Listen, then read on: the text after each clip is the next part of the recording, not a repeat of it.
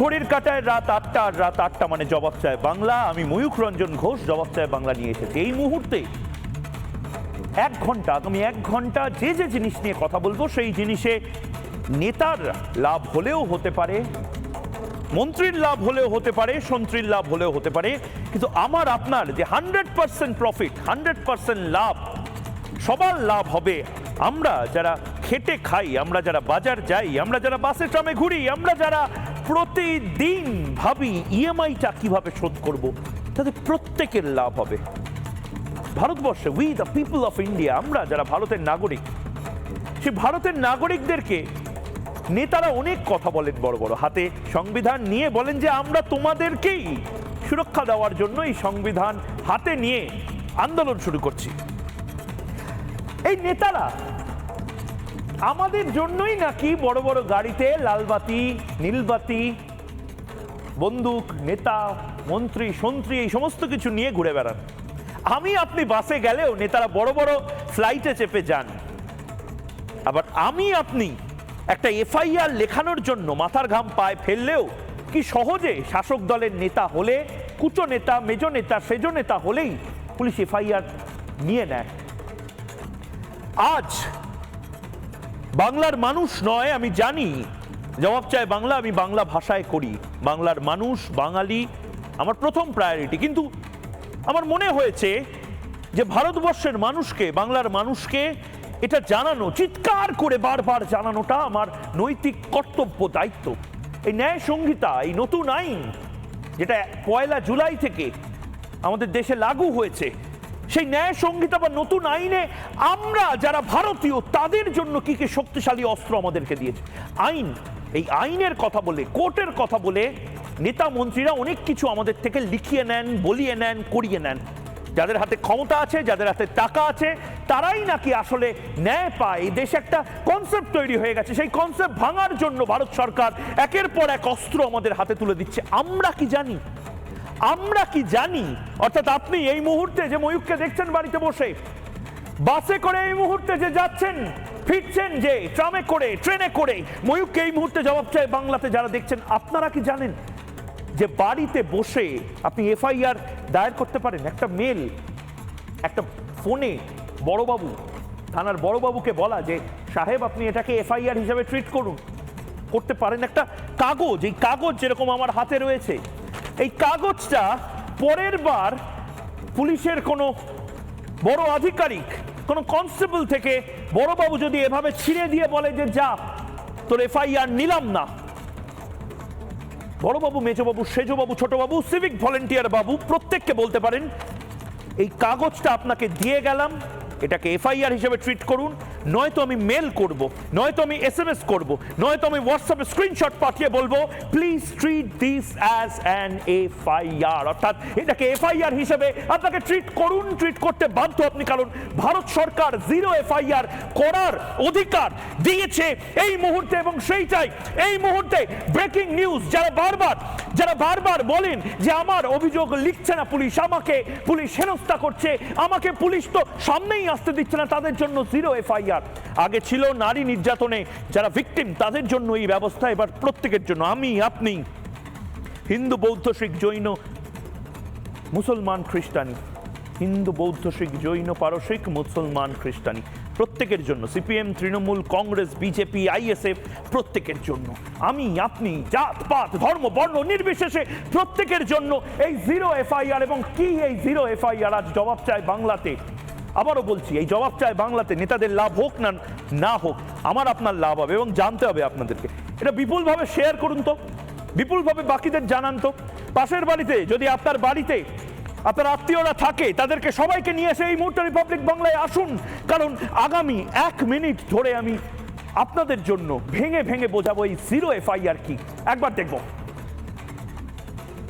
রোগ আছে, এই ধরুন এফআইআর দায়ের না করার রোগ, থানা ভাগের রোগ।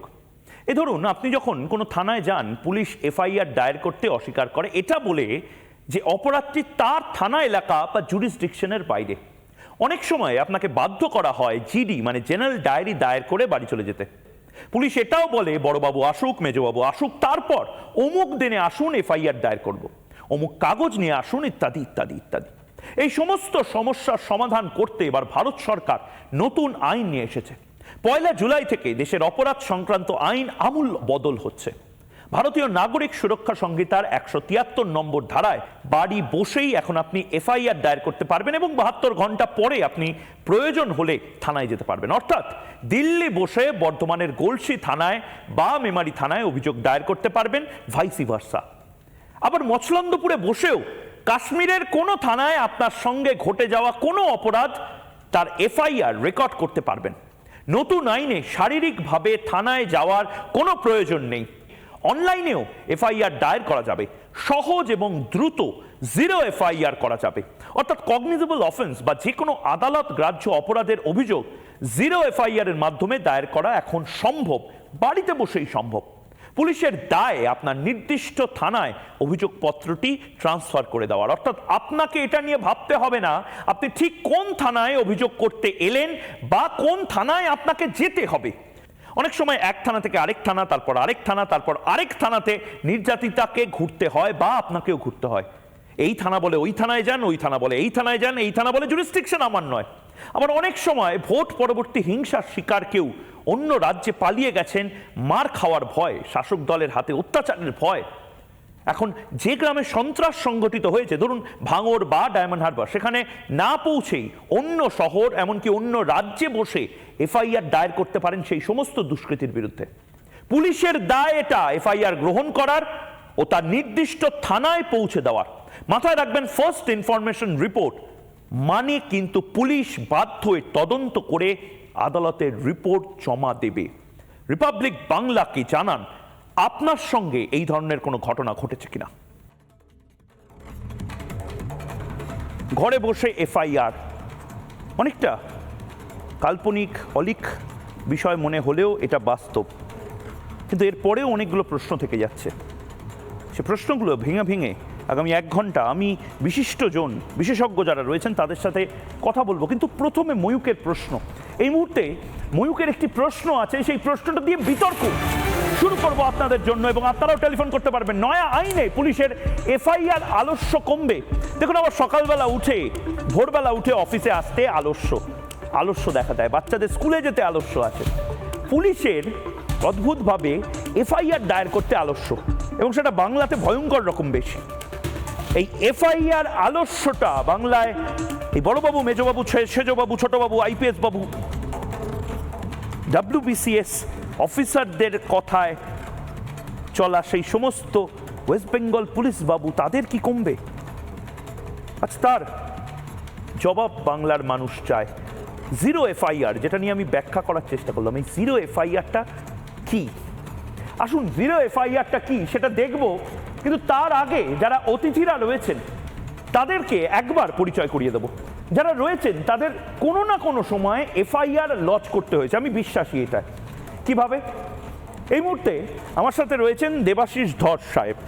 দেবাশিস ধর প্রাক্তন পুলিশ কর্তা, বর্তমানে বিজেপি মুখপাত্র।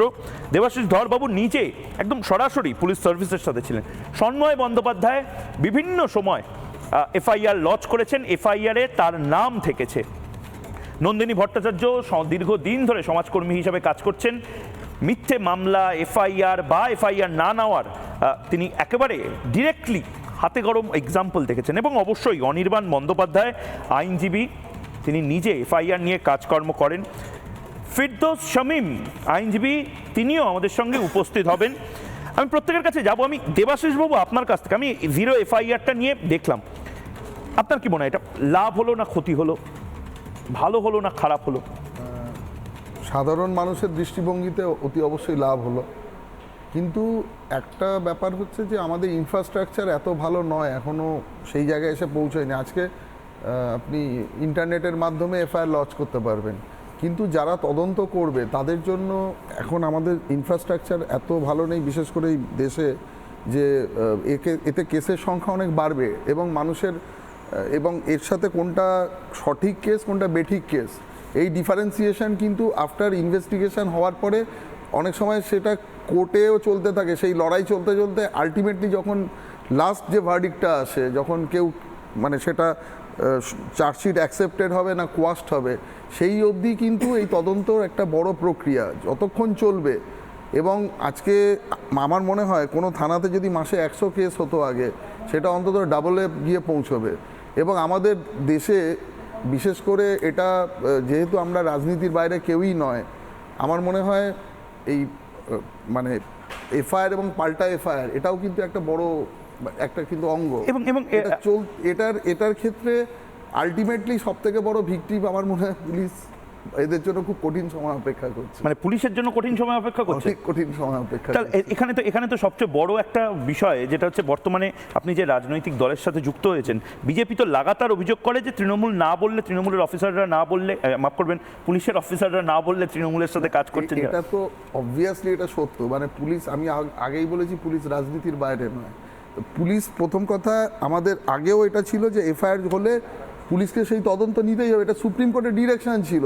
এটা এখন আইনের মাধ্যমে এটা এস্টাবলিশড হচ্ছে, নতুন আইন এসছে। দেখুন, যুগের সাথে সাথে আইনেরও পরিবর্তন হয়, আমরাও পরিবর্তিত হই। এটা গভর্নমেন্ট এটা ম্যান্ডেটরি করে দিয়েছে। আগেও সুপ্রিম কোর্ট বলেছিল, কিন্তু তারপরেও দেখা যেত বিভিন্ন সময় আমাদের হাইকোর্টের, মহামান্য হাইকোর্টের কাছে দৌড়তে হতো। তো কিন্তু এটা করা হয়েছে মানুষের সুবিধার জন্য। আগামী দিনে এই এক্সপেরিমেন্টটা বা আগের যত দিন যাবে কতটা এটা মানে কতটা আমাদের সুফল আমরা পাবো, একটু সময় গেলে আমরা বুঝতে পারবো। ঠিক, অনির্বাণ কি মনে হচ্ছে নতুন এই আইন এবং তার পাশাপাশি আমি যে কথাটা দিয়ে শুরু করলাম, এই আলস্য এফআইআর করার আলস্য কি দরকার? কালকে আসুন, পরশু আসুন, মিটিয়ে নিন, তৃণমূলের নেতাই তো, এদের সাথেই থাকতে হবে, এই হ্যাবিটটা কি এবার যাবে? আচ্ছা, দুটো পার্টে উত্তর দিই। একটা তো রাজনৈতিক দিকটা রয়েছে, আর একটা খুব বাস্তব জায়গা থেকে বলছি, যেহেতু আমি একজন প্র্যাকটিসিং লয়ার, ক্রিমিনাল ল নিয়ে বেশি কাজ করতে হয়। একটা প্যান্ডেমোনিয়াম তৈরি হতে চলেছে। একটা শব্দ বলতে হলে এটাকে প্যান্ডেমোনিয়াম বলে। দেবাশিস বাবু যদিও আমার বিপক্ষ রাজনৈতিক মতের ব্যক্তি, কিন্তু তিনি তার ব্যক্তিগত কাজের অভিজ্ঞতার জায়গা থেকে যেগুলো বললেন একদম ঠিক কথা বলেছেন। পুলিশ শুধু ওভারবার্ডেন হতে চলেছে তাই নয়, গোটা কোর্টের যে সিস্টেমটা। পুলিশ ওভারবার্ডেন হবে কি করে? মানে বলছি আমি, মেল করে তো এফআইআর লজ হবে না, মেল করে তো তোমার অভিযোগপত্রটা দিলে সেটা এফআইআর এ কনভার্ট হবে কি হবে না, তার তো রিজনেবল গ্রাউন্ডস থাকবে। চিঠি লিখে, মানে আমি বলছি মুরগি চুরির জন্য যে এফআইআর অনেক সময় হবে না, সেটা তো ভায়াবল। হ্যাঁ, তোমার চিঠি লিখে পুলিশ ধরো নিচ্ছে না এফআইআর, কিন্তু তুমি চিঠি লিখলে, চিঠি লিখে সেই অভিযোগ জিডি করিয়ে যদি তাতেও রাজি না হয় কোর্টে গিয়ে এফআইআর করানোর পদ্ধতি আগেও ছিল, সেটা সিআরপিসিতে ছিল, সেটা নতুন করে অ্যামেন্ড করার কোনো বাধা ছিল না। গোটা জিনিসটা পাল্টে দেওয়ার, এই যে 30শে জুন অবধি 3টে আইন, তার কার্যকারিতা 30শে জুন অবধি রয়েছে। গোটা ভারত জুড়ে ট্রায়ালের মামলা যত রয়েছে, কয়েক লক্ষ পেন্ডিং মামলা রয়েছে, চলছে, শুরু হবে, এখনো শুরু হয়নি, সবটা মিলিয়ে বলছি গোটা ভারত জুড়ে কয়েক লক্ষ এরকম ক্রিমিনাল ট্রায়াল পেন্ডিং মামলা রয়েছে, যেগুলি পুরনো আইন যে 3টে, সেই আইনে চলছে, চলবে, আগামী দিনেও চলবে। 10 বছর, 15 বছর, 20 বছর ধরে চলতে পারে, এরকম একাধিক মামলা থাকবেই, লক্ষ লক্ষ মামলা। তার সঙ্গে যুক্ত হবে এই নতুন 3টি আইনের আরও প্রথমে কয়েকশো, তারপর হাজার, তারপর কয়েক লাখ মামলা। এবং তুমি ভাবো, একটা কোর্টে একজন জাজের ঘরে ধরা যাক, আমি উদাহরণস্বরূপ বলছি, এখন একটা মামলা হবে সিআরপিসি আইপিসি এভিডেন্স অ্যাক্টে, তারপরে একটা মামলা হবে এই মনুসংহিতা না কি সংহিতা ইত্যাদি সেই আইনগুলোতে, আবার একটা মামলা হবে সিআরপিসি এভিডেন্স অ্যাক্ট আইপিসি দিয়ে। এই যে প্যান্ডেমোনিয়ামটা তৈরি হবে, দেখো তুমি কথা বলার সময় মনুসংহিতা ইত্যাদি তুমি আনলে, প্রবলেমটা হচ্ছে নরেন্দ্র মোদী এবং বিজেপি এই জিনিসটা। আমি ওটাতে যাচ্ছি না, মানে ভারতবর্ষে না, এই কারণে বলছি আমি তৃণমূল কংগ্রেসের আইনজীবী যারা রয়েছেন, আমি বিজেপি তৃণমূলে পড়ে রাইট টু প্রোটেস্ট আছে। আমি প্র্যাকটিক্যাল জায়গা থেকে তোমাকে বলছি, না প্র্যাকটিক্যাল জায়গা থেকে বললে তুমি এটাকে মনুসংহিতা এই কোর্টে শুনে নাও, কোর্টে এবং হাসপাতালে, থানা, কোর্ট, হাসপাতাল, এই জায়গায় যে হাজার হাজার লক্ষ লক্ষ সাধারণ মানুষকে প্রতিনিয়ত যেতে হয়, তারা যেতে বাধ্য হন, তাদের যারা কোর্টে যেতে চলেছেন বা যান প্রত্যেক দিন মামলার কাছে যেতে হচ্ছে, যারা উকিল, যারা মুহুরি, যারা জাজ, প্লাস যারা লিটিগেন্ট, যারা মক্কেল, তারা যারা যান, তাদের যে কি অবস্থা হতে চলেছে সেটা এক্ষুনি তোমরা বুঝতেও পারছো না হয়তো। আমি সেই প্র্যাকটিক্যাল জায়গা থেকে তোমাকে বলছি যে জিরো এফআইআর এর পদ্ধতি আগেও ছিল, সুপ্রিম কোর্টের ডিরেকশনে ছিল, তার সঙ্গে সবার জন্য ছিল না তো, না তার সঙ্গে যেটা যুক্ত হচ্ছে যে ইমেল করে করা যায়। না আমাকে অনির্বাণ একটা কথা বলো, এটা আমি বোঝার চেষ্টা করছি। ধরো ভাঙড়ে তোমার বন্ধু বান্ধব, মানে তোমার রাজনৈতিক যারা সহকর্মী, তারা একজনকে মেরে পাট করে দিয়েছে, তার স্ত্রীকে সম্মানহানি করেছে, তারা পালিয়ে গেছে, ওই যে যাদের নাম তুমি বলো, কি নাম, যোগী আদিত্যনাথ, হিমন্ত বিশ্ব শর্মা, এদের রাজত্বে। সেখান থেকে Goghat police station, Guwahati police station বা নয়ডা পুলিশ স্টেশন থেকে যদি একটা এফআইআর সে লজ করে এবং সেটা ট্রান্সফার হয় ভাঙড়ে, পোলের হাটে, অসুবিধাটা কোথায়? সেটা তো আগেও হতো, কোথা থেকে প্রভিশন তো জিরো এফআইআর আগেও ছিল মেলে রে বাবা। মেলে আরে তোমরা তো হাফ অফ দ্য টাইম করতে দিতে না। এবার আসছে email। আগে কিভাবে হতো? এটাই তো বলছি, এবার এটা কি email। তুমি এমপাওয়ারমেন্ট বলছো না, এবার ক্ষমতায়ন বলছে বলছো না, email যে তো। একজন মেল করে বা এসএমএস এ বা ফোনের মাধ্যমে না, SMS বলছে ফোনে যে হবে আপনাকে কিন্তু এইটা এফআইআর হিসেবে ট্রিট করতে হবে। এসএমএস ফোনের কোনো প্রভিশন নেই, ইমেলের কথা না বলছো তো? না না, ভার্বাল প্রভিশন আছে। আরে ভার্বাল প্রভিশন কি মুখে বলে দেবে? কাকে বলবে? যে এখানেও ধরো এফআইআর লজ করতে হলে পুলিশকে যদি মুখে বলে, পুলিশ যদি মনে করে যে সে লিখতে পারছে না, সে রাইটার দিয়ে লেখাবে, স্ক্রাইব দিয়ে লেখাবে, এই অপশনগুলো আগে থেকে পুলিশ ছিল। কোঅপারেট করবে তো?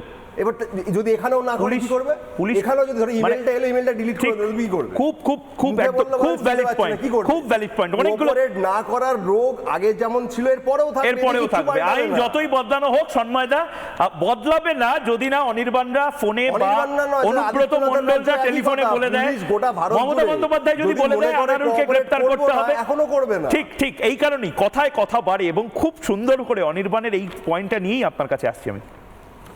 কি লাভ হবে? আলটিমেটলি ডিসাইড তো করবে তৃণমূল নেতারা, মেলটাকে মুছে দেবে না এই করবে। সেটা হচ্ছে আমার অনেকগুলো জিনিস এই নতুন আইন সম্বন্ধে আমার নতুন একজন সাধারণ মানুষ হিসেবে অনেকগুলো প্রশ্ন আছে, কিন্তু প্রশ্নের আগে বলি বেসিক্যালি পলিটিক্যাল ইন্টারফারেন্স অর্থাৎ যে কোনো ক্ষেত্রে পুলিশকে দিয়ে হিউমিলিয়েট করা, হ্যারাস করা, দিনের পর দিন ঘোরানো, পার্টি অফিস থেকে লিখে নিয়ে আসুন, অমুক নেতাকে বলুন, এই জায়গাটা একটু কমবে, এটা একটা দিক। কিন্তু আবার অন্যান্য দিকও আছে। পলিটিক্যাল ইন্টারফারেন্স থ্রু পুলিশ, এখানে একটা কমার জায়গা রয়েছে। অ্যাডভোকেটদের কাজ বাড়বে, অ্যাডভোকেটরা চট করে মেলটা করে দেবেন তার মক্কেলের হয়ে, কিন্তু অ্যাডভোকেটকে তার জন্য আবার ফিস দিতে হবে। গ্রামের মানুষ কজন অনলাইন করতে পারবে, এটা কিন্তু একটা খুব মৌলিক প্রশ্ন। উচ্চ মধ্যবিত্ত, শিক্ষিত মধ্যবিত্ত, যারা পড়াশোনা জানে, যারা অনলাইন ব্যবহার করতে পারে, যারা নেট ব্যবহার করতে পারে, টুক করে একটা মেল করে লিপিবদ্ধ করে দিল, কিন্তু তারপরও তার ইনভেস্টিগেশনের পার্টটা পুলিশের হাতে থেকে যাচ্ছে, এটা একটা দিক। নির্ভর করবে সবটাই যিনি আইনটাকে ব্যবহার করবেন। অর্থাৎ আমি মেলটা করলাম, কিন্তু আলটিমেটলি তো পুলিশের হাতে টোটাল রেসপন্সিবিলিটিটা থেকে গেল, সে সেখানে কি ব্যবহার করবে সেটা খুব ইম্পর্টেন্ট। দ্বিতীয় হচ্ছে ভুল ব্যবহারের দিকটা, এটাও কিন্তু খুব ইম্পর্টেন্ট। আমার ময়ূক আপনার উপর একটা রাগ থাকলো, তোমার উপর কোনো একটা রাগ থাকলো, আমি চট করে একটা মেল করে ময়ূক রঞ্জন ঘোষ সম্বন্ধে একটা এফআইআরটা করে দিলাম। এমনিও করতে পারতেন। হ্যাঁ, এমনিও করতে পারি, কিন্তু ঘটনা হচ্ছে আমার হাতে মেলটা থাকলে অনেক। নুপুর শর্মার বিরুদ্ধে সারা দেশে কতগুলো এফআইআর দায়ের হয়েছে, আমি বলছি কতগুলো মেলে দায়ের হয়েছে। না, ঘটনাটা হচ্ছে সেটা তো একটা দিক, মানে ভুল ব্যবহারের দিকটা কিন্তু এখানে খুব ইম্পর্টেন্ট। পলিটিক্যাল বিহেভিয়ারটা অফ দ্য মানে পার্টিকুলার পুলিশ স্টেশন, সেই জায়গাটা একটু কন্ট্রোলের এই জায়গা একটা পয়েন্ট রয়েছে। কিন্তু আমি একটা খুব ইম্পর্টেন্ট, আমি আপনার কাছে একবার আসবো, আমি একটা খুব ইম্পর্টেন্ট পয়েন্ট বলে এখানে এই পার্টটা শেষ করব।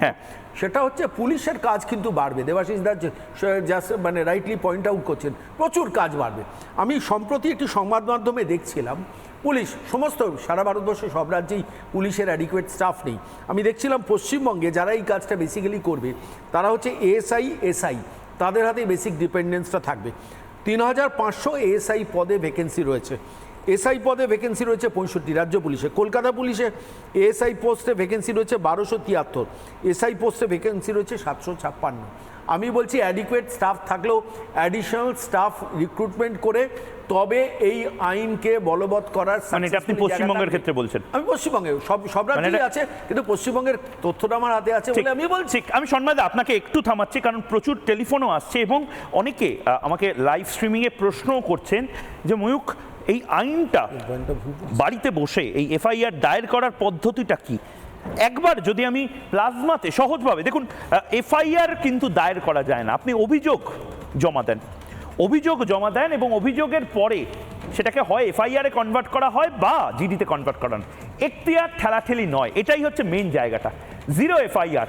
এখন ঘটনাস্থল যেখানেই হোক অভিযোগ যে কোনো থানায় জমা দেওয়া যাবে। আবারও যে কথাটা বললাম, অর্থাৎ নয়ডাতে বা পুরী দার্জিলিং ঘুরতে যাওয়ার সময় ঝামেলা হয়েছে, ট্রেনে ওঠার আগে একজন চটথাপ্পড় মেরে মানিব্যাগ ছিনতাই করে সমস্ত কিছু নিয়ে সর্বশান্ত করে নারী নির্যাতন করে বেরিয়ে গেছে। আপনি ট্রেনে উঠলেন, আপনি নির্দিষ্ট হাওড়াতে গিয়ে অভিযোগটা করলেন, এখন আর এই ঘটনাস্থলেই কাছাকাছির পুলিশ স্টেশনে গিয়ে তার জুরিসডিকশন নেই।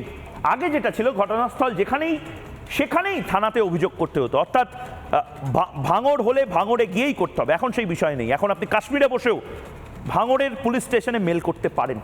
এর পাশাপাশি জিরো এফআইআর মানেটা কি? ঘরে বসে এফআইআর। এর পাশাপাশি আরেকটা যে জিনিস এই মুহূর্তে আমি দেখব তা হলো 72 ঘন্টার মধ্যে আপনাকে ফিজিক্যাল অ্যাপিয়ারেন্স দিতে হবে, কিন্তু এখন হোয়াটসঅ্যাপ বা ইমেলে অভিযোগ গ্রাহ্য। সন্ময় বন্দ্যোপাধ্যায় যে কথাটা বলছিলেন যে উচ্চ মধ্যবিত্ত বা যারা ইন্টারনেট ব্যবহার করেন তাদের ক্ষেত্রে, কিন্তু ভারতবর্ষে বা পশ্চিমবঙ্গে কতজন হোয়াটসঅ্যাপ ব্যবহার করেন? হোয়াটসঅ্যাপের মাধ্যমে এবং ইমেলের মাধ্যমে যদি এখন এই মৌখিক অভিযোগকে মান্যতা দেওয়া হয়, এটার ভালো দিক খারাপ দিক থাকতে পারে, কিন্তু অবশ্যই এটা একটা অত্যন্ত গুরুত্বপূর্ণ দিক। কারণ অনেকে বলেন যে পুলিশ স্টেশনে এফআইআরটাই নেয় না, অভিযোগটাই শুনতে চায় না। 72 ঘন্টার মধ্যে সশরীরে গিয়ে অভিযোগ দায়ের করতে পারবেন। প্রথমে আপনি ফোনে বলতে পারেন এবং 72 ঘন্টার মধ্যে আপনি চলে আসতে পারেন, অর্থাৎ কলকাতাতে আসার পরে কলকাতাতে 72 ঘন্টার মধ্যে অ্যাপিয়ার করলেই হলো। থানায় গিয়েই অভিযোগ দায়ের করতে হতো আগে। আপনি থানায় আসুন, 2টোর সময় আসুন, বড়বাবু আসলে আসুন, সেই দিন শেষ। এর পাশাপাশি মৌখিক অভিযোগকে মান্যতা দেওয়ার পাশাপাশি এখন এই হোয়াটসঅ্যাপ এবং ইমেলে যে গ্রাহ্য হবে, কার সুবিধা হবে কার অসুবিধা হবে সেইটা বোঝার জন্য এই মুহূর্তে আমার সাথে যুক্ত হয়েছেন নন্দিনী দি এবং ফিরদৌস শামীম। আমি নন্দিনী দি আপনার কাছে আসবো। নন্দিনী দি, এটা সুবিধা হলো না অসুবিধা হলো, আর লাভটা কি সত্যি হলো? লাভের লাভ কিছু হবে? দেখুন, এটা একটা ভীষণ বড় প্রশ্ন। সুবিধে হলো না অসুবিধে হলো, তবে আমরা যেহেতু পুরুষের অধিকার নিয়ে কাজ করি, একটা তো সামান্য ছোট সুবিধে দেখতে পাচ্ছি। যেরকম পুরুষ মানুষের তো গ্রাহ্য কিছুই হতো না থানায় টানায় গেলে, তারা এখন এফআইআরটা বাড়িতে থানায় গেলে গ্রাহ্য হবে না কেন? না, কখনোই পুরুষের এফআইআর জেনারেলি নেওয়া তো হয়ই না, তাদের অভিযোগও জমা দেওয়া হয় না। এই জন্য আমরা তাদেরকে সাধারণত রেজিস্টার্ড উইথ এডি করতে বলতাম। এখন হয়তো তারা ইমেলের সুবিধাটুকু পাবেন, এটুকু সবাই জানে। পুরুষরা গেলে কি বলা হতো? হাসাহাসি হতো? হ্যাঁ, ডেফিনেটলি হাসাহাসি, এবং নেওয়া হয় না, মানে হাঁটিয়ে দেওয়া হয়। তবে কয়েকটা পুলিশ স্টেশন ডেফিনেটলি সহযোগিতাও করেছেন। প্রশ্ন এখানে পুরুষ বা নারীর নয়, এটা তো সেই লাও তো বটে, কিন্তু অনেকের মতন। একটা আমি কথা বলি, আপনাদের এখানে বারবার একটা ক্যাপশন আসছে না যে নেতাদের কেন বা তৃণমূল নেতাদের কেন জানতে অনীহা। তো আমি একটা কথা বলি, সাধারণ মানুষের জানতে এটা ইচ্ছে আছে যে এক্স্যাক্টলি কি হয়েছে। অনির্বাণ ব্যানার্জি তো পাশাপাশি বললেনই আপনার মনুসংগীতার সাথে তুলনা করে দিলেন। আমি অনির্বাণ ব্যানার্জির কথায় যাচ্ছি না, আমি বলতে চাইছি সাধারণ মানুষ কি এটার ব্যাপারে কিছু জানেন? আমরা এটাই তো আমাদের জানাতে হবে। এক্স্যাক্টলি রিপাবলিক বাংলার মাধ্যমে প্রতিদিন আমি চেষ্টা করছি ন্যায় সংগীতার বিভিন্ন ধারা নিয়ে কথা বলতে। শুনুন, যে কোনো রাজ্যেই যে সরকারি থাকুন, পুলিশ তার সঙ্গে একটা যোগাযোগ থাকে, যেটা দেবাশিস দা বলছিলেন, সাধারণত থাকে। তো সব রাজ্যেই কিন্তু এই ঘটনাগুলো ঘটে, কিন্তু যে কোনো রাজ্যের নেতারা কতটা তারা নিজেরা এটা নিয়ে জানেন এবং তারা কতটা আগ্রহী জনগণকে জানাতে, এগুলো কিন্তু আগে জানতে হবে। যে এই যে জিনিসগুলো আমরা এলাম 30শে জুনের পর 1লা জুলাই হঠাৎ শিফট হলাম, এত বড় একটা জিনিস, ভারতবর্ষে একটা প্রায় বিপ্লব ঘটে গেল 1860 সালের আইনের পরে। এটা কে জানেন? পুলিশ স্টেশনে কজন পুলিশ এটা নিয়ে ওয়াকিবহাল? আমাদের অভিজ্ঞতা কিন্তু বলে একদম ওয়াকিবহাল নন। আমরা কথা বলছি কারণ যেহেতু আমরা রোজ এগুলো নিয়ে কাজ করি। লয়াররা সত্যি ওয়াকিবহাল? সমস্ত ডিস্ট্রিক্ট কোর্ট, সমস্ত কোর্ট, সব জায়গায় সব লয়াররা পড়াশোনা করে ফেলেছেন বিএনএস নিয়ে?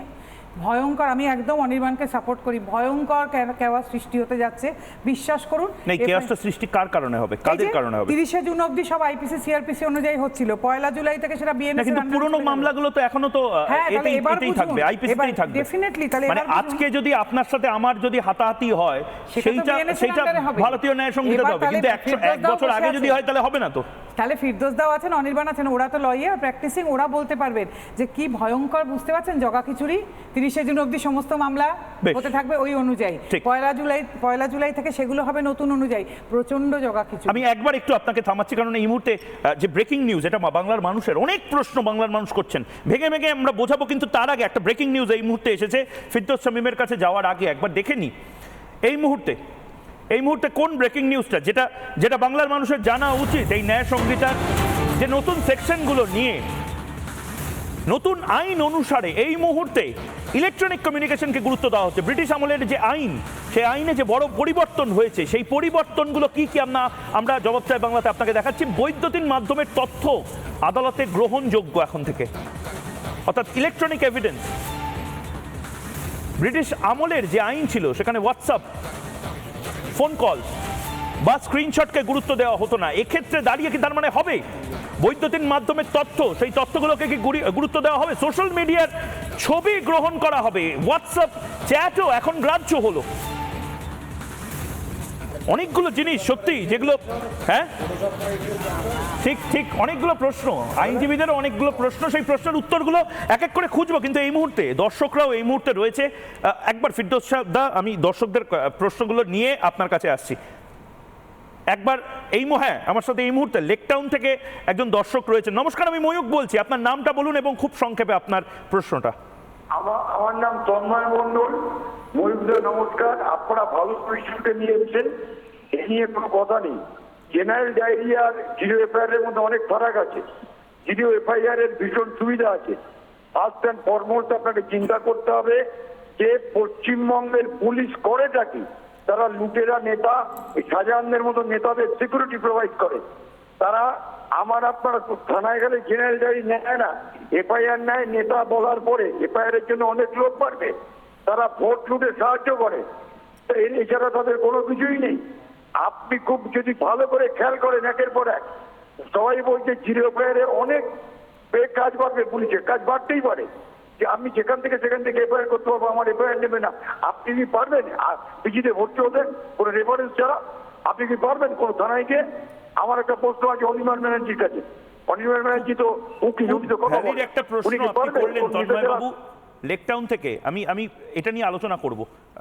ফিরদৌস দা, প্রশ্নটা হলো, আমি সহজভাবে বুঝিয়ে দিই। রেফারে মানে এটা অদ্ভুতভাবে ওনার ভোটেই আমরা জিতছি, আপনার ভোটে, সবার ভোটে জিতছে, কিন্তু নেতারা দেখুন সিস্টেমটা বানিয়ে রেখেছে। বলছেন যে কোনো রেফারেন্স ছাড়া, ময়ূকবাবু সব কিছু বুঝলাম, রেফারেন্স ছাড়া কি এফআইআর নেওয়া হবে বা মুভমেন্ট হবে, যেটা অনির্বাণ কিছুক্ষণ আগে বলছিল। সত্যি তো এত কিছু ঢাল তলোয়ার নিয়ে মেল করলাম, মেলটা যদি সত্যি অনির্বাণ বললো ডিলিট করে দেওয়া হয়, যদি ফোন করে বলা হয় অনুব্রত দা এরকম একটা এফআইআর তো এসেছে, কি করব, কাজই শুরু হলো না। 72 ঘন্টা পরে যখন আমি ফিজিক্যাল অ্যাপিয়ারেন্স দিলাম তখন আমাকে চমকানো হলো। সত্যি তো। দেখুন, আমি প্রথমেই বলি, আমরা জিরো এফআইআর নিয়ে এত নাচানাচি করার কিছু নেই। সুপ্রিম কোর্ট অনেকদিন আগেই বলেছিল এই জিরো এফআইআরের কথা। শুধু তাই না, সুপ্রিম কোর্ট বলেছিল সমস্ত এই যে এফআইআর দায়ের হবে সেই এফআইআরগুলো 24 ঘন্টার মধ্যে ওয়েবসাইটে আপলোড করতে। কিন্তু বাস্তবে হতো না। কেন হতো না? এবং কেন? ভারতের সুপ্রিম কোর্ট বলেছে, হ্যাঁ, এবং সেটা না কোন সুপ্রিম কোর্ট? ভারতের শীর্ষ আদালত বলা শীর্ষ আদালতে কিছু একটা বলেছে, সেইটা আমাকে আমার সন্তান নেই, আমার ভাই আছে, বোন আছে, তারাও জানে যে কোর্ট যদি কিছু না বলে তাকে কন্টেম্প্ট অফ কোর্ট, মানে আদালত অবমাননা বলে। না, সুপ্রিম কোর্ট সেটা শুধু আদালত অবমাননা সেটা যদি না করেন তাহলে হয়। সুপ্রিম কোর্ট কোনো আইন যদি ব্যক্ত করেন তাহলে সেটা ল অফ দ্য ল্যান্ড হয়ে যায়। যেমন ধরুন জিরো এফআইআর এর কথা বলেছে, that would be the law of the land. যেমন ধরুন বলেছিলেন 24 ঘন্টার মধ্যে এফআইআর আপলোড করতে হবে ওয়েবসাইটে, সেটা ল অফ দ্য ল্যান্ড। কিন্তু ইন প্র্যাকটিস কি হতো? ইন প্র্যাকটিস 24 ঘন্টার মধ্যে বিশেষ এফআইআর তো কোনো দিন জীবনের জন্য আপলোড হয়নি। যেমন উদাহরণ দিয়ে বলি, যেমন একজন এই যে সোশ্যাল মিডিয়ায় কাজ করে একজন কর্মী, তার বিরুদ্ধে একটা অভিযোগ করা হলো, কিন্তু সেই অভিযোগটা আজকের দিন পর্যন্ত এখনো পর্যন্ত কিন্তু ওয়েবসাইটে আপলোড হয়নি। তার কারণ বিশেষ ক্ষমতা সম্পন্ন ব্যক্তি তিনি করেছিলেন বলে। এরকম হয়। এবার বলি, এই যে জিরো এফআইআর এর কথা আপনি বলছেন, 173 কথা বলছেন, 176টা পড়বেন। 176 ডেঞ্জারাস। তার কারণ হচ্ছে এখানে পুলিশ আধিকারিকের ক্ষমতা কিন্তু অনেক বেশি। তার কারণ হচ্ছে সেখানে বলা হলো যে আপনি তথ্যটা তো দিলেন, ইনফরমেশন দিলেন, অভিযোগ করলেন, তারপরের ভূমিকাটা হচ্ছে পুলিশ আধিকারিকের। অর্থাৎ পুলিশ আধিকারিক ইনভেস্টিগেট করবে, তারপরে যদি অফেন্সটা কনস্টিটিউট হয় তখন আসবে তার সেটা নিয়ে প্রসিড করার বিষয়। একদম না, এখানে ফ্যালাসিটা আছে, ভালো করে বুঝুন। যে আগে কি হতো, আগে ধরুন প্রাথমিকভাবে আপনি একটা অভিযোগ করলেন, সেটা এফআইআর হিসেবে ট্রিট করলো, তারপরে ইনভেস্টিগেশন শুরু হলো। এখন ইনভেস্টিগেশন করবে, তারপরে হবে। ফলে এর মধ্যে ফ্যালাসিটা বুঝবেন যে পুলিশ আধিকারিকদের ক্ষমতা কিন্তু আরও বেশি বাড়লো। দ্বিতীয় একটা বলি, যেটা পুলিশ স্টেট তৈরি করার একটা প্রয়াস হচ্ছে। কেন? তার কারণ হচ্ছে পুলিশের যে স্বেচ্ছাচারিতা, এই পুলিশ স্টেটের যে কনসেপ্ট, তার কারণ এটার বেশ কিছুটা সময় লাগতে পারে। আমাদের ভারতবর্ষ একটা ওয়েলফেয়ার স্টেটের কনসেপ্ট থেকে এই আইন বিশেষ করে সেটা পুলিশ স্টেটের দিকে নিয়ে যাচ্ছে। তার কারণ হচ্ছে যে একদিকে এই যে ইনভেস্টিগেশন করে তারপরে সেটাকে প্রসিড হওয়া, নাম্বার 1। নাম্বার 2 হচ্ছে যে যেমন ধরুন পুলিশ কাস্টডিতে থাকার সময়কাল বেশি। নাম্বার 3 হচ্ছে যে দেশদ্রোহ নিয়ে দেখুন নির্দিষ্টভাবে সংজ্ঞায়িত করে একটা ভেগনেস আছে। অর্থাৎ অপরাধ, আপনাকে আমাকে পছন্দ হলো না, ঢুকিয়ে দেওয়া হলো ওই দেশদ্রোহের সংজ্ঞার মধ্যে।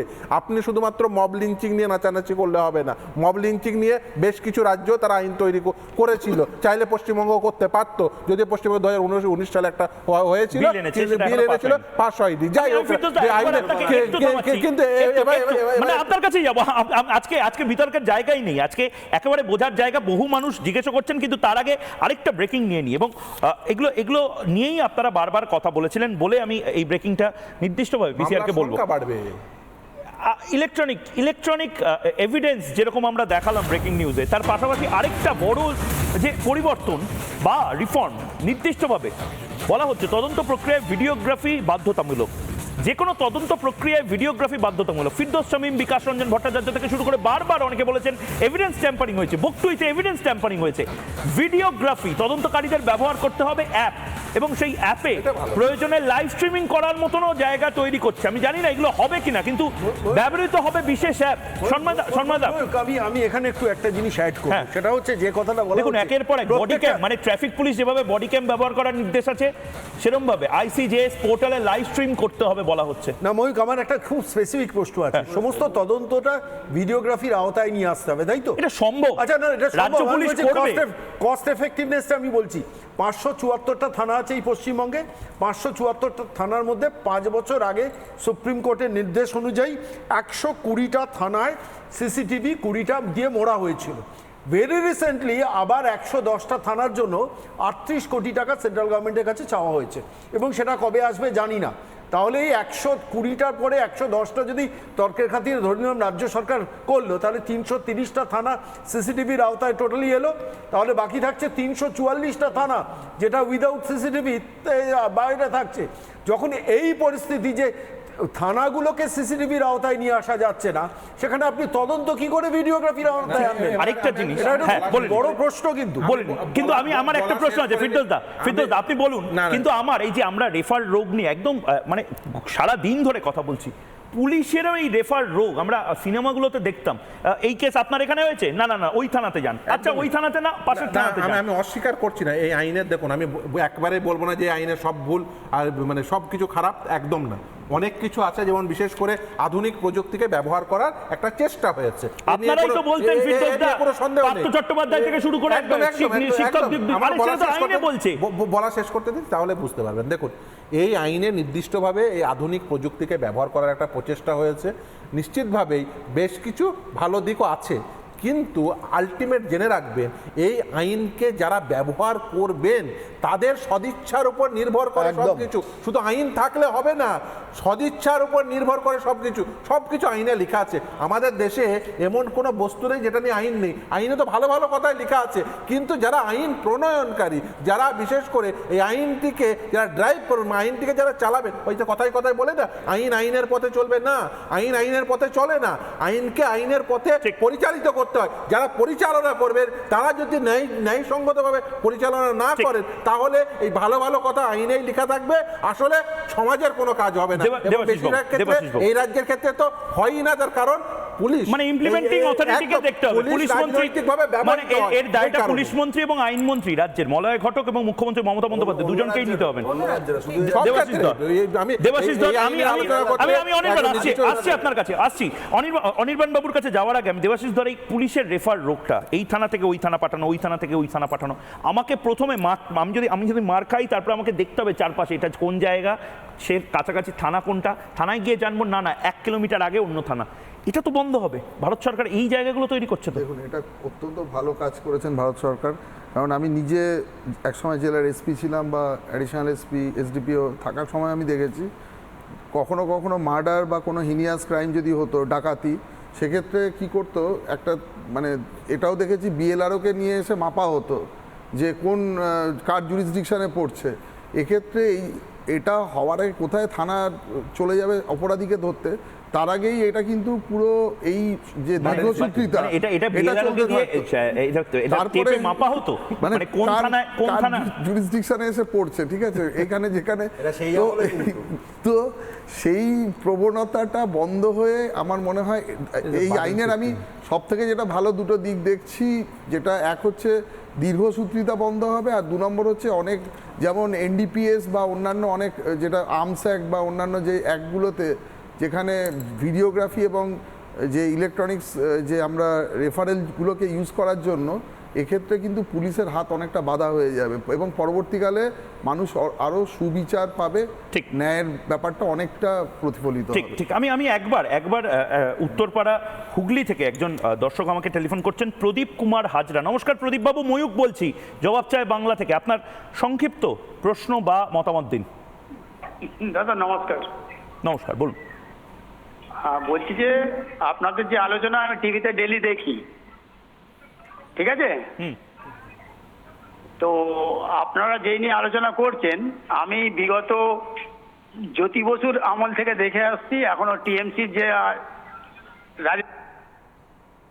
আমি বহুবার বহু থানায় গেছি, কোনোদিন কোনো এফআইআর আমার লিখিত এফআইআর নিয়ে গেছি, মানে আপনি বলছেন আপনি তৃণমূল কর্মী, জ্যোতি বসুর আমল থেকে এফআইআর না নেওয়ার এই রোগটা চলছে? আমি আমি আমি কোনো তৃণমূল কর্মী না, বিজেপি কর্মী না। আচ্ছা, আমি বলছি আমি বিগত জ্যোতি বসুর আমল থেকে দেখেছি থানাতে এফআইআর নেওয়াই বন্ধ। আজকে তৃণমূল এসছে বলে এই কথা নয়। থানাতে গেলে কি তখন বলে? থেকেই already- মানে থানাতে গেলে আপনারা বেসিক্যালি ফেসটা কি করেন? পুলিশের এগেনস্টে থানাতে গেলে বসিয়ে রাখে, 1 ঘন্টা বসিয়ে রেখে 2 ঘন্টা বসিয়ে রেখে তারপর অমুক বাবু আসুক তমুক বাবু আসুক, ওই স্যার আসুক, তার সাথে কথা বলবেন, তারপর জমা দেবেন। ওটা আমাদের পক্ষে সম্ভব নয়। কি এই করে কথা ধন্যবাদ বলিয়ে প্রদীপ বাবু ধন্যবাদ। মানে দেবাশিস দা, এটাকে কি করে করবেন? মানে এই পুলিশ স্টেশনে গেলে উনি বলছেন 1 ঘন্টা 2 ঘন্টা বসে রাখতে। এটা এটাই সদিচ্ছা। 1 ঘন্টা 2 ঘন্টা না, অনেক সময় প্রয়োজন ঘন্টা, তাগিদে 8 ঘন্টা, 10 ঘন্টা। 1 দিন 2 দিনও হয়েছে, এটা বাস্তব। ছোট কথা বলবো না। কিন্তু একটা জিনিস আমি বলতে পারি যে এই প্রবণতাটা যখন আপনি এটা হতে পারে যে কেসের সংখ্যা অনেক বেড়ে যাবে, যেটা আমরা প্রথমেই আলোচনা করছি।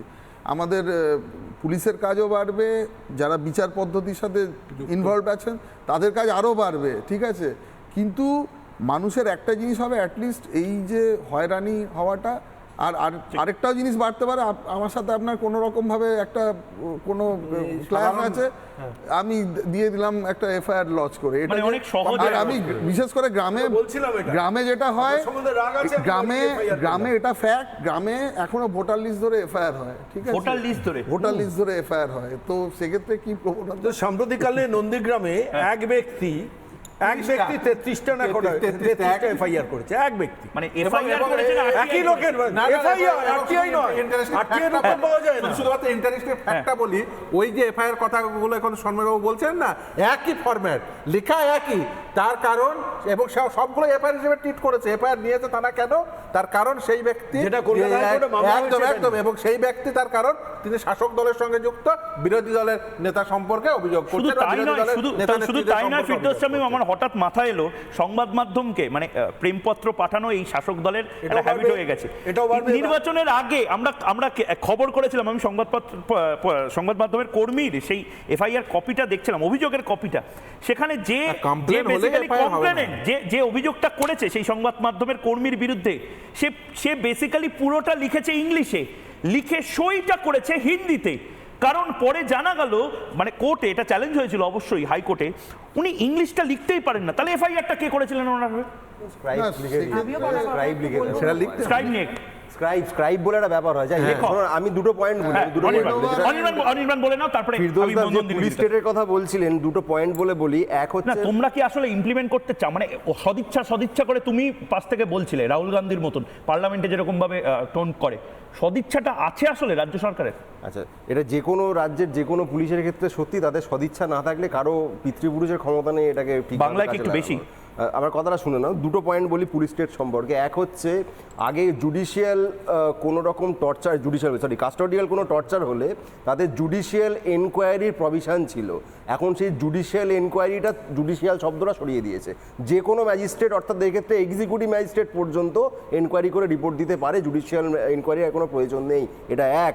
দুই হচ্ছে, কাস্টাডির প্রশ্নে আগে ছিল 15 দিনের সর্বোচ্চ পুলিশ কাস্টাডি, ইনভেস্টিগেশনের শুরু থেকে 15 দিন অবধি সর্বোচ্চ দেওয়া যেত, মানে চাওয়া যেত পুলিশের তরফ থেকে।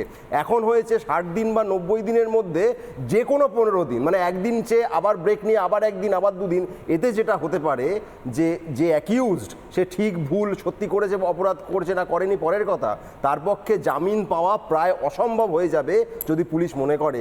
এই দুটি পয়েন্টের ওপর দাঁড়িয়ে যে লিবার্টির প্রশ্ন আমাদের কনস্টিটিউশনে 19 এবং 21 আছে, এই যে বডি ক্যাম ব্যবহার করা বা ইলেকট্রনিক এভিডেন্সকে মান্যতা দেওয়া, সেটা তো ট্রায়ালের প্রশ্নে, সেটা ট্রায়াল যখন শুরু হবে, সেটা যখন ট্রায়াল শুরু হবে, ট্রায়াল শুরু হওয়ার আগে একটা মানুষের যে ন্যূনতম লিবার্টি, সেটা সম্পূর্ণ ধ্বংস হয়ে যাচ্ছে।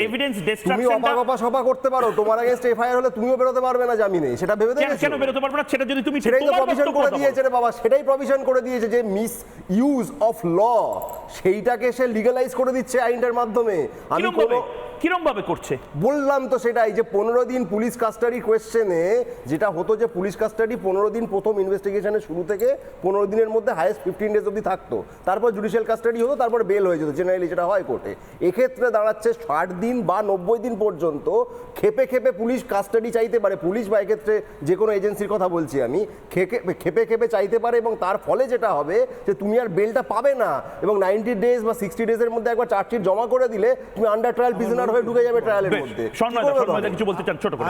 আমি খুব শর্টে বলবো। প্রথম কথা হচ্ছে, যে কোনো আইনের প্রয়োগের ক্ষেত্রে যিনি আইনটা মানে ইমপ্লিমেন্ট করছেন তার রোলটা খুব ইম্পর্টেন্ট। ঠিক, সন্তোষ কুমার শীল ঠিক এই কথাটাই বলছেন দর্শক হিসেবে। শাসকের ইচ্ছের উপর নির্ভর করবে এই এন্টায়ার আইনটা কিভাবে।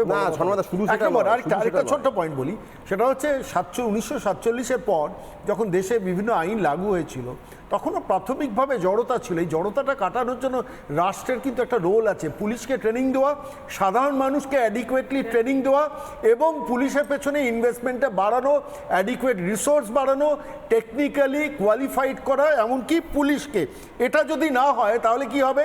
আমরা দেবো সিভিক ভলেন্টিয়ারদের দিয়ে শেষ পর্যন্ত এই এন্টায়ার আইনটাকে অপারেট করানো হচ্ছে, যেটা বাংলার মানুষের পক্ষে খুব দুর্ভাগ্যজনক। নন্দিনী, আমি প্রথম যেটা বলতে চাই ময়ূক, ল মানে কিন্তু জাস্টিস নয়। আজকে ল চেঞ্জ হয়েছে মানে সবাই জাস্টিস পাবে তার কোনো মানে নেই। আমার একমাত্র কনসার্ন এই যে পুরুষ মানুষগুলো 498-এর জন্য থানায় গিয়ে হ্যারাস হয়েছেন এতকাল, তারা কি আজকে 0 FIR এর সুবিধা পাবেন? সঙ্গে পাশাপাশি এটাও ভাবতে হবে, আবার কিন্তু তাদের স্ত্রীরাও যখন তখন যেখানে সেখানে যে কোনো জায়গা থেকে একটা FIR তাদের জন্য করে দিতে পারেন। কাজেই আমি এটা পরিষ্কার ভাষায় বুঝতে পারি, নিশ্চয়ই হয়েছে, স্বাগত জানাই।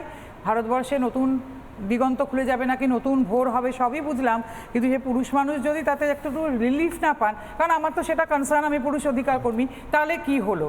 যদি তাদের স্ত্রীরাও এরকম সেখান থেকে যখন তখন এই FIR করে দিতে পারেন, তাহলে কিন্তু কোনো কিছুই হলো না। অন্যান্য সব কিছুর সঙ্গে আমি এটাও মনে করিয়ে দিতে চাইবো, কারণ তাদের হ্যারাসমেন্ট কিন্তু চূড়ান্ত, সেই কথা মানে বলে বোঝানো যায় না কি ধরনের হ্যারাসমেন্ট। কারণ আইনজীবীরাও বসে আছেন, পুলিশের মানুষও আছেন, সবাই কিন্তু সেটা জানেন। তাই মনে করাতে চাই, ল মানেই কিন্তু জাস্টিস নয়। একদম। ফিরদৌস দা, দেখুন নন্দিনী যে কথা বলছেন না, এই যে জেন্ডার নিউট্রালিটির কথা বলছেন লগে, এবং এটা সত্য, দীর্ঘদিন ধরে আমরা আশা করেছিলাম যে বিশেষ করে যেহেতু নতুন আইন এসছে, এই যে আলাপ আলোচনার কথা কেন বারবার বলছি, এই আইন প্রণয়নের ক্ষেত্রে যে একটা মানে ওই অতি শীঘ্রতার একটা বিষয় দেখা গেছে। দেখুন, এটা যদি আলাপ আলোচনা করে, কারণ হচ্ছে এই আইন কেন প্রণয়ন করা হয়, তার কারণ মানুষ সমাজে থাকলে তাদের মধ্যে কনফ্লিক্ট হবে, সেই কনফ্লিক্টটা মিনিমাইজ করার জন্য আইন প্রণয়ন করে। এখন এই যে পুরাতন আইন ছিল সেটা অ্যামেন্ডমেন্ট করা যেত, বা নতুন আইন আনাও যেতে পারতো, কিন্তু সেটা সংসদে প্রপারলি আপনি সকলকে সমান সুযোগ দিয়ে সেখানে সিলেক্ট কমিটিতে পাঠিয়ে যদি আপনি প্রপারলি সকলের ওপিনিয়ন নিয়ে, বিশেষজ্ঞদের ওপিনিয়ন নিয়ে যদি এই আইনটাকে নিয়ে আসতেন, তাহলে অনেক বেশি সুবিধাজনক হতো। এই যে দিদির জেন্ডার নিউট্রালিটির কথা বলছে, আরো অনেক প্রশ্ন আছে, এই স্বল্প পরিসরে এই তিনটে আইন নিয়ে আলোচনা করা সম্ভব না। একটা কথা বলি, যেমন এভিডেন্স অ্যাক্টের ক্ষেত্রে আমরা এভিডেন্স অ্যাক্ট নিয়েই আমি আলোচনাটা করব, কিন্তু একবার এই ব্রেকিংটা বারবার পিসিআর থেকে বলা হচ্ছে, আমার প্রোডিউসার বলছে যে যেহেতু এভিডেন্স অ্যাক্ট নিয়ে প্রসঙ্গ আসবেই, ফরেনসিকের পার্টটা নিয়ে একবার আলোচনা হোক, কারণ ফরেনসিকে একটা বড় ব্রেকিং আছে। ফরেনসিক দলের ঘটনাস্থল পরিদর্শন এখন বাধ্যতামূলক। 7 বছরের বেশি কারাদণ্ড এমন অপরাধের ক্ষেত্রে ফরেন্সিক টিমকে আসতেই হবে। আগে পুলিশ ডাকলে তবেই আসতো ফরেন্সিক টিম, আগে পুলিশ যদি ডাকতো তবে ফরেন্সিক টিম আসতো, কিন্তু এখন ফরেন্সিক দলের ঘটনাস্থলে পরিদর্শন ম্যান্ডেটরি হয়ে গেল। বাধ্যতামূলক ফরেন্সিক টিম, অর্থাৎ খাগড়াগড় হোক বা বকটুই হোক বা খয়রাসোল হোক, যে কোনো জায়গাতে পুলিশের সাথে ফরেন্সিক টিম নিজের প্যারালালি নিজের স্যাম্পল কালেকশন চালিয়ে যাবে। ফিরদৌস দা, এটা ভালো হলো না খারাপ হলো?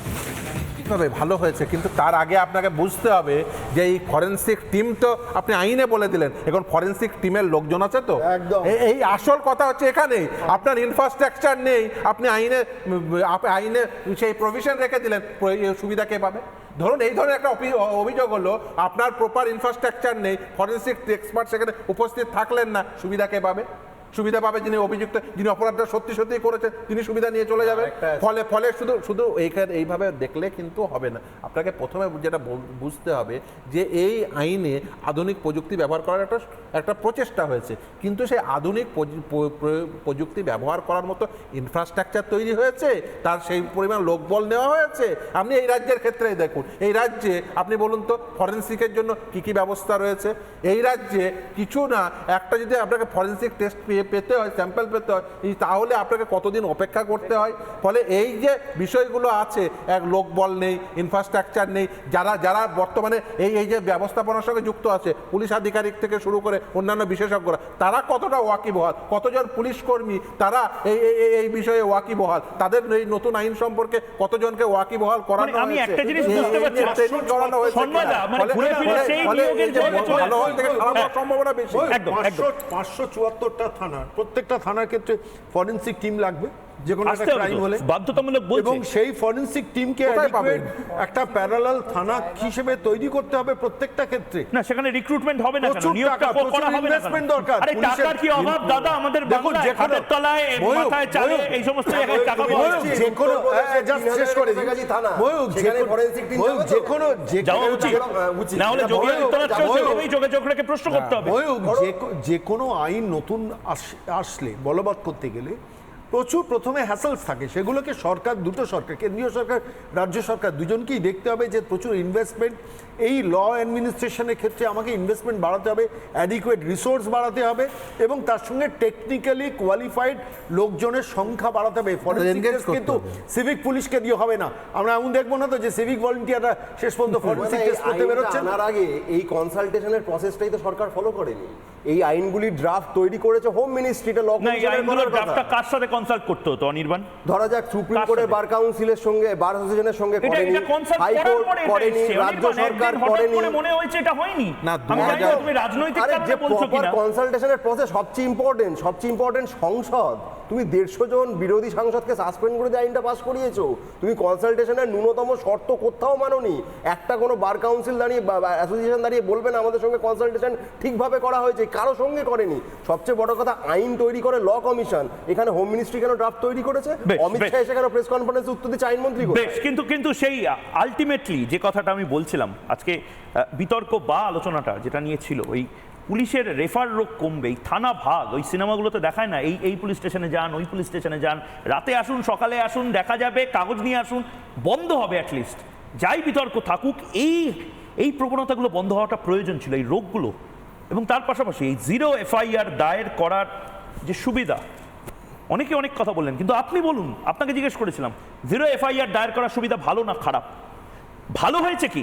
এই মুহূর্তে ফেসবুকে দেখি কত শতাংশ মানুষ বলছেন এই মুহূর্তে রিপাবলিক বাংলায় যে এই 0 FIR, বাড়ি বসে FIR এর ব্যবস্থা অন্তত ভালো হয়েছে। 93% মানুষ আশাবাদী, নৈরাশ্যবাদী নয়, প্রথম দিন থেকেই আশাবাদী, তারা আশা করছেন, আমরা সবাই আশায় বাঁচি।